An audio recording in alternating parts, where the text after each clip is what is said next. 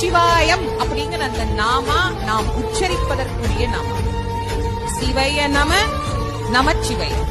இந்த ரெண்டு நாமாவும் வாழ்க்கையில நம்ம மறக்கவே கூடாத நாமம். எப்பெல்லாம் நேரம் இருக்குதோ அப்பெல்லாம் உள்ள நம்ம சொல்லிட்டே இருக்கணும். ரெண்டுத்துக்கும் என்னமா வித்தியாசம்? சிவாய நம என்று சிந்தித்திருந்தேன்.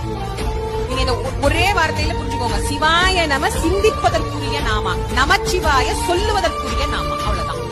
நீங்க மனசுக்குள்ள ஜெபம் பண்ணணும்னா சிவாய நம, வாய் விட்டு சொல்லணும்னா நமச்சிவாய. அத மாணிக்க வாசகர் முதல்ல எழுதிட்டார். நமச்சிவாயவ சத்தமா சொல்லு, சிவாய நமவ மனசுக்குள்ள நினைச்சுக்கோ.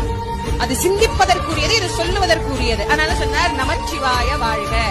அது எங்க இருக்கு? திருவடியில தானே கிடைச்சது. ஏன்னா அவருக்கு ஞானமே அங்கதான் கொடுத்தாராம், சுவாமி காலில தான் கொடுத்தாராம். அதனால சொன்னார் நாதன் தாழ்வாள், சிவன் அவன் என் சிந்தையுள் நின்ற அதனால். இதான் ரொம்ப அழகா எழுதுறார். அவன் அருளாலே அவன் தாழ்